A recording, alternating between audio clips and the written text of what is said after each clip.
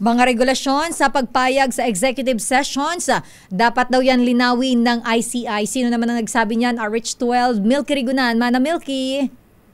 Sister El at lakay pinag-iingat ang Independent Commission for Infrastructure sa muling manuwag na pag-avail ng ilang contractors ng executive session. Apela ni Bicol Saraw Party List Representative Terry Ridon, Chairman ng House Infracom, nang simulan na ang ICI ang live streaming sa kanilang mga investigasyon sa flood control anomaly. Ayon kay Ridon, dapat maging malinaw din ang regulasyon ng ICI sa pag-avail ng executive session ng kanilang mga iniimbestigahan. Sabi ni Ridon, ang layunin ng live streaming ay para maging transparent sa publiko ang takbo ng investigasyon at kung palagi ang papayagan ang executive session, mawawala ng saysay kung bakit pinayagan ang live streaming. Gate ni Ridon, ang mga usapin lamang na mayroong kinalaman sa national security o legitimate state secrets ang dapat payagan ng criteria para sa executive session.